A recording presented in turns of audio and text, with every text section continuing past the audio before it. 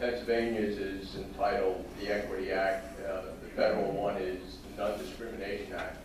And I was wondering where Senator Toomey, what side he comes down on that. I think most people are for equal rights for everybody, but these bills tend to give special rights to certain groups. And so if you could tell me where Senator Toomey stands. I'm not aware that the federal bill, and so let me answer that two ways. First of all, we generally don't comment on state rules, and I'll tell you why.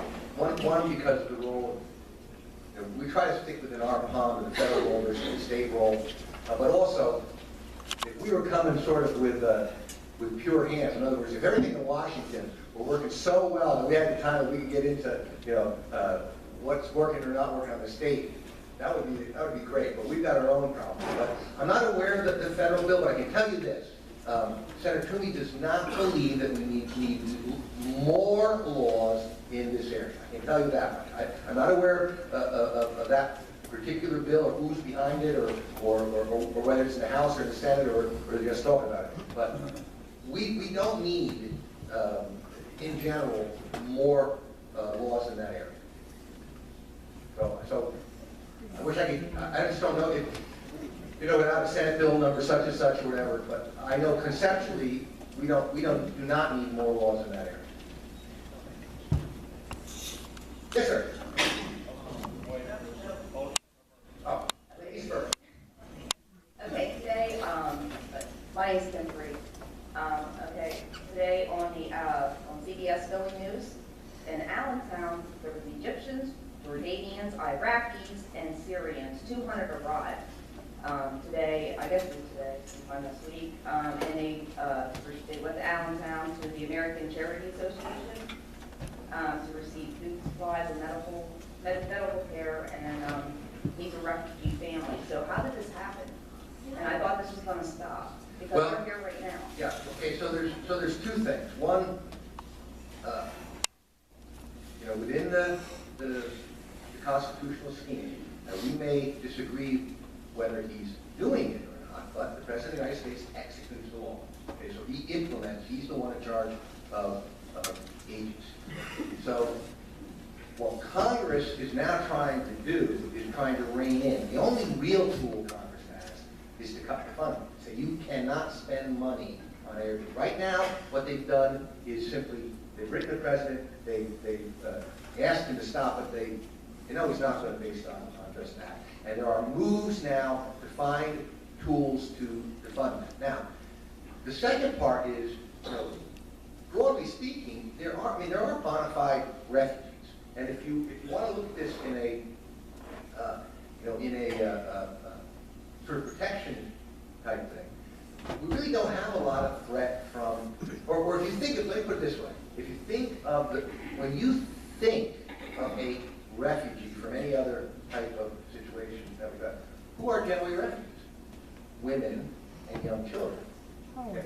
Not 18, 19, 20. So there are situations where if they are properly screened, that we ought to be able to accept people that are not a risk. Now the question of the other question is, we need to do a better job, and something that this group does consistently push for.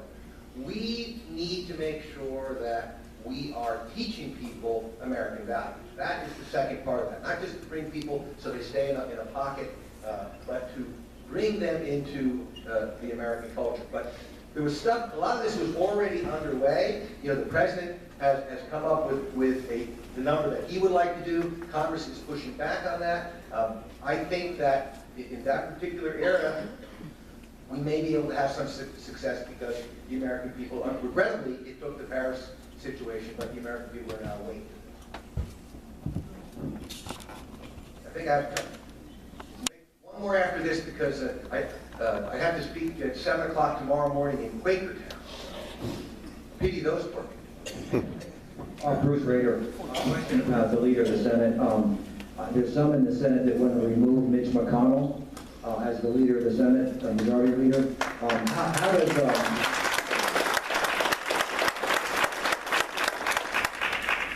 how does Pat Toomey feel about removing Senator Mitch McConnell? I don't believe that Senator Toomey would support removing Senator McConnell in a vacuum. In other words, what's the plan? Is there the votes to replace him and with whom? Me speaking, it's not the Senator. Me speaking on a personal level, I do think that Mitch McConnell, personally, I think he gets a lot of blame for having people within his caucus who are soft. And I'm not saying that there couldn't be a better leader, but I do think, to a degree, Mitch McConnell he's the guy standing up there, he takes a lot of the punch. But be that as it may, I don't think there's any, I'm not aware of any current, people talk about that, I'm not aware of any real current move to make that happen. As far as the refugees go and the vetting, if somebody gave you a bowl with 100 M&Ms and 10 of them were poisoned, would you take any? Well, that's exactly Senator Toomey's, that's exactly why Senator Toomey has called for a freeze in that. Regrettably, I do need to wind up, but I would offer you this. Again, Leon has my contact. He knows for sure. The one thing that I think you can always be guaranteed regarding Senator Toomey and our staffers is we may not always get you the answer you want, but we will always get you an answer. Okay, so if you want to know where something is going, you want to know something's moving, and you want to make sure that your voice is heard, it is important. The folks talking about calling a member of the General Assembly or writing a letter, that is important. A lot of times people think that in politics it's all about money and whatever. Money in our political system unfortunately plays a big role in elections. There's no question about that. But hearing from regular people remains very important. Every call that comes into our office, every letter, we summarize, and the senator is made aware of it, every single one. I appreciate very much you hearing from me tonight. Hopefully I was able to answer some of your questions.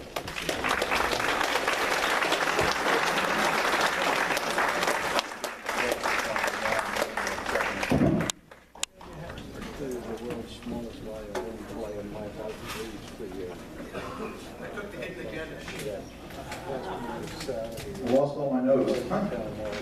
I want to let Sam make a very important announcement now. This just came about, and it's something we all need to know. So, Sam. Thanks, Jim.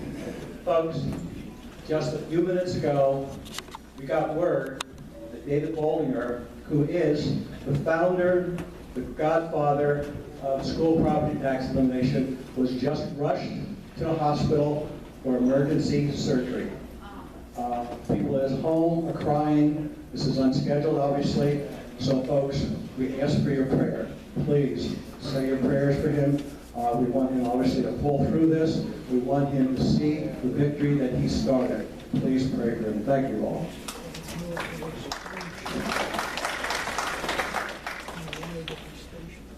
Okay, as we continue, we want to open the floor up to the audience here. We're coming up on a new year, as you know, December. By the way, does everybody here remember our December event is the second Thursday, not the third Thursday. If you show up here the third Thursday, you're going to be cold and all alone. So it is the second Thursday, and we're going to ask that you bring things for the veterans, like we normally do. We have a handout in the back. I don't know where they are. Do you have them, Linda? Okay, Linda has them back there. Give you some ideas and what it's all about. But we'd like to know from you guys, like right now, what are things you want to hear in the coming year? I know myself, I'm very concerned. I have a family member who's traveling to the Middle East a lot, and I'm not liking it very much. We all hear what's going on here. Did you hear about I think it was 5 Syrians they caught with the fake passports that were heading here? I mean, these are coming for a reason, folks. They're They're not coming here to be our friends when you're faking your way to get here, most likely. I admit there's probably good people who are stuck in a bad situation, but as Charlie said, you know, you get 100 M&Ms and 10 of them are going to kill you. Well, you know, what do? I agree with creating a safe haven in Syria, maybe. You know, a place where our military should be there. Give them a safe place to live in their own homeland. Because I'll be damned if somebody came here and started a war here. I'm going down with a fight, and I don't want to go somewhere else. I really don't. I was born here, raised here, like most of you, and I have no desire to go anywhere else in the world. I like it here, and I'm staying, and I'm fighting to the end. So, you know. Has anybody got any suggestions for topics you'd like to hear in the coming year? Jake's taking notes back there. What would you like to hear? Yeah. I don't have the other microphone. Sam should, Bruce will take it around. You gotta turn it on, Bruce. No, you can blow on it all you want. You gotta turn the button on.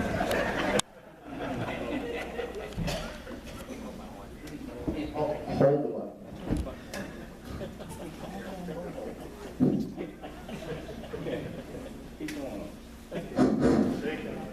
You didn't blow right.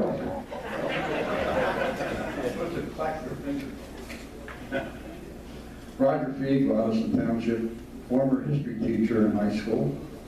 I'd be kicked out today because I taught and expressed the truth of our country. Taught American history, I assume. World history and but I've been retired 24 years, so I guess they forgot about it. My concern, and Jefferson did mention that the only way our system continues to work is through education. I just don't think with the news media today, they're trying to say that the fight with the Islamic terrorists is a new thing. This thing started in 700 AD. And I was wondering if we couldn't get some experts in here. Of course, an expert has been on the whole sport. To maybe educate people as to what has happened over those 1,400 years. That there always has been a system to eliminate non-believers. And you're hearing all kinds of rhetoric today that the Quran doesn't say that. So I'm wondering if we can get some kind of program set up in the new year to sort of, in a general way, educate all of us so we all have the same information.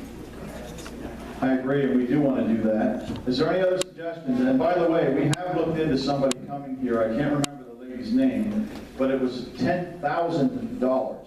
Bridget Gabriel. That's it, Bridget Gabriel, to get her here to speak. We looked into other people in the past, and I'm terrible with names, I can't remember my kids' names, but it was $100,000 to get somebody here and provide security for them. You know, these people was, if we could get Hillary here, we could give her $300,000. Maybe we could raise some money by everybody gets a smacker once for 20 bucks. No, I'm kidding, I'm joking. Go ahead, Alan. I'd like to ask you if you could get somebody else again to speak on the coming economic collapse perhaps, and what we're to do and where we could go with our savings, and you know what are good investments and stuff like that. If you could get somebody again. Yeah, Frank Ryan touched on that, but we can certainly get him back. But as Frank and I were kind of joking when he was here, I've made some very good investments in the past, and they pay good dividends. It's called lead. Invest in it. You're going to need it. Anybody else? Well, we do have a suggestion box in all seriousness. I know some people, oh, there we go. Jake is taking notes of what you say, so please speak up now. Hi, my name is Lisa Widener, and this is my first meeting, so thank you for being here, everyone. Thank you for coming. And, you know, in listening to all of this, I get very, very emotional, I get very tense, because it just sounds all so frustrating. I'm a homeschooler, and I've been for 15 years. I have 7 children, and I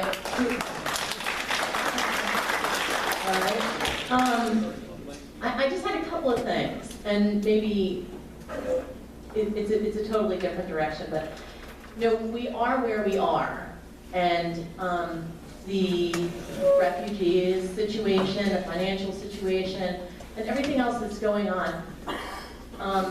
And I'm assuming that most of the people in this room are Christian, as am I. And it seems to me like the thing that we can do, the thing that we can actually do and make headway with, is as a Christian, evangelize, but also like, you know, I think homeschooling is kind of thinking outside the box. It's taking the situation that exists in the school system and saying, I don't want any part of this. So now what am I going to do, you know, to do better? You know, to do better. How am I going to cope with what's already existing and see to my own family? And maybe, you know, speakers that address alternatives, you know, that are realistic. Because when I hear about legislation, I just want to run away. Because, I mean, you know, the whole pro-life thing I've been privy to and a part of, and it's just like one of the men said, chasing your tail. You know, it just seems like you're chasing your tail. You're not really accomplishing anything. So, you know, maybe that kind of approach in a couple different areas with your speakers, and they'd probably be cheaper too. Okay.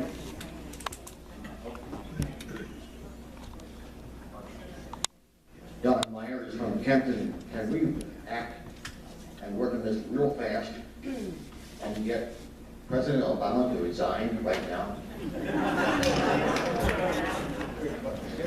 I think if everybody in this room took everybody you know and started a sheet to get signatures to have him impeached, I think they'd all be lost anyways. I do believe this man is, you know, this is my opinion, this is not fact.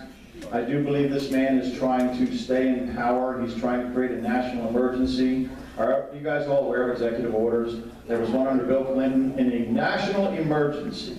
In other words, martial law is declared in the entire country, countrywide, which would be a terrorist activity. The Constitution could be suspended and the powers that be would stay in power. Now, maybe I'm reading something into it that's not there, but I always think of these things. I delve into the minutia of whatever's going on, and I see a scenario like that possibly unfolding. He's bringing these people here for a reason. I do not believe he has Americans' best interest at hand. He has written a book, just like Adolf Hitler wrote a book.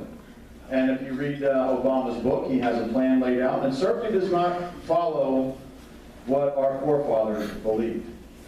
It's not an American philosophy, that's for sure. So these are things I think about. And I'll be honest with you folks, everybody in this room, at one time or another, is going to need everybody else in this room. These times will come. And I fear another war where it ends up on this soil, because the greatest generation, which was the World War II generation, hardly exists anymore. Everybody's out for themselves now. Do you think neighbor will come together to help neighbor? Do you think the people that are dependent on the system and who are used to getting a free ride for doing nothing, who are pretty unruly now, do you think they're going to come knocking on your door for a piece of bread? No, I think they're going to shoot you, take your bread, you know, then go shoot your neighbor and leave a mess behind. And I believe those times are coming, I honestly do. Go ahead. John Hyde again. I'm almost positive that FDR's 1933 state of emergency was never repealed. It's still in effect. Is that right, Bill? Yes. He says yes. So that basically invalidated the Constitution. It's still in effect. It was never repealed. 1933 by FDR. That's why he took over the railroads and a lot of industry during the Depression. It's scary. It is, and if you don't think these things can happen again, they can. I think things are happening right before our eyes that, unfortunately, we're a small percentage of Americans who are awake. You know, what we find is Deborah and I go to Florida, and there's a group, ironically, called the Patriots, and they're in Lake County, in Claremont, and we got involved with them down there when we go, but they've had to go to every other month meetings because it has waned off. They haven't seen any real successes down there, and people just get tired of, coming to a meeting and nothing happening.